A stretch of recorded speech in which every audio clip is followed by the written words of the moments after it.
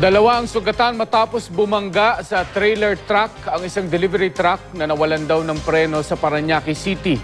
May isa ring nasugatan matapos namang sumalpok sa Center Island ang isang trailer truck sa Marikina. Makibalita tayo kay Alfie Tulagan.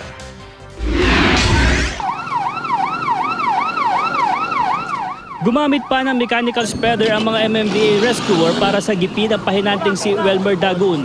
Naipit ang kanyang kaliwang binti matapos bumangga sa Center Island ang sinasakyang trailer truck sa Marcos Highway sa Marikina. Pero hindi ito umubra. Maya-maya dumating ang Marikina 161 Rescue.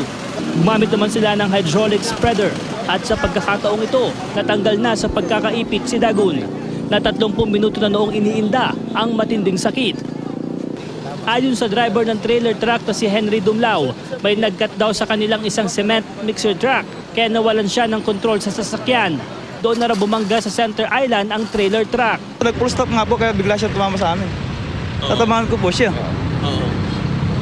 Paano ka napunta rito? Kung tinamami yung libre? Iniwas ko po. Tapos? Iniwas ko po yung harapan ko. Oo. Kasi kung hindi ko po iniwas, dalawa po kayong mamamatay ng penalty ko. Pero gate ng driver ng cement mixer truck na si Teddy Sanchez, hindi raw siya nag-overtake o nag-cut. Walang full stop na nangyari. Apply lang konting preno dahil may lubak nga dun sa bandang unahan. Tapos? Tapos ayun na, dire-diretso lang hanggang dito. Tapos biglang bigla na may bumangga sa likod. Iniimbestiga na ng pulisya kung sino ang dapat managot sa insidente. Matinding sugat naman sa paa ang tinamo ng pahinanting si Alvin Alonso matapos bumangga ang sinasakyan delivery truck sa isang trailer truck sa Rojas Boulevard sa Parañaque City. Paliwanag ng driver ng delivery truck na si Jose Maraid na walan daw ng preno ang kanyang sasakyan. Ito, naka-full stop na yung truck dyan. Ngayon akong malayo pa ho. Ayun, nandas to ng gulong ko. Ga-apply akong preno. Lumutos. Wala no choice naman ho. Wala na iwasan. Nakatigil po ako, madam.